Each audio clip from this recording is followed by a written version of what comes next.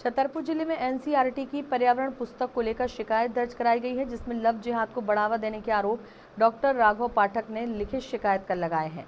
राघव पाठक का आरोप है कि एनसीईआरटी की तीसरी क्लास में पर्यावरण विषय के 17 नंबर पेज से उन्हें आपत्ति है।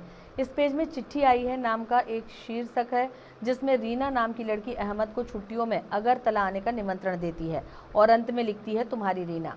राघव पाठक ने खजुराहो एसडीओपी को लिखित में एक शिकायती आवेदन देते हुए आपत्ति दर्ज कराई है।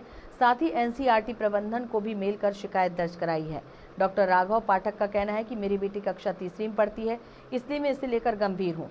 जब इसे पढ़ेगी तो छोटे बच्चों के मन में लव जिहाद के प्रति आकर्षण बढ़ेगा। आने वाले समय में लव जिहाद जैसी घटनाएं बढ़ेंगी। इधर सरकार लव जिहाद जैसी घटनाओं को रोकने के लिए सख्त कानून बना रही है। दूसरी ओर एनसीईआरटी की यह किताब लव जिहाद को बढ़ावा दे रही है। राघव का कहना है कि मैं चाहता हूं कि इस पुस्तक के 17 नंबर पेज पर जिस चिट्ठी में अहमद और रीना का जिक्र है उसे बदला जाए या फिर इसे हटा दिया जाए।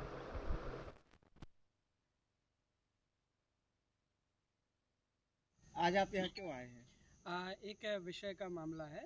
एनसीईआरटी की कक्षा 3 की पर्यावरण की पुस्तक है। मैं अपने बच्चों के सिलेबस खंगालता हूँ अमूमन जब कभी बैठता हूँ तो मेरी बच्ची कक्षा 3 में पढ़ती है, हिंदी माध्यम में है।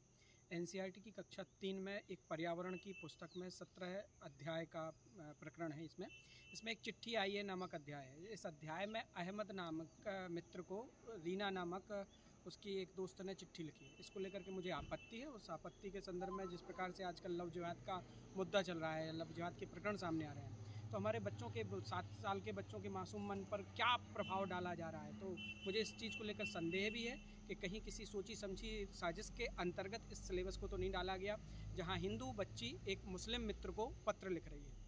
मुझे इस पर आपत्ति, उसी को लेकर मैं ज्ञापन देने आया हुआ। अच्छा, आपने जैसे जिक्र किया बच्चों को लेकर के, तो एक मित्र दूसरे मित्र को एक पत्र लिख रहा है, तो क्या मित्र में भी क्या जातिवाद हो सकती है या मुद्दा हो सकता है? बिल्कुल बिल्कुल। दीप्ति को पत्र रीना लिख सकती है, रीना को पत्र दीप्ति लिख सकती है, राम को पत्र दीप्ति लिख सकती है, लेकिन अहमद को लिखा गया दीप्ति के द्वारा, रीना के द्वारा पत्र, मुझे आपत्ति है। अहमद को ही क्यों पत्र लिखा उसने? इसके बाद आगे का आपका क्या प्लान है यहाँ?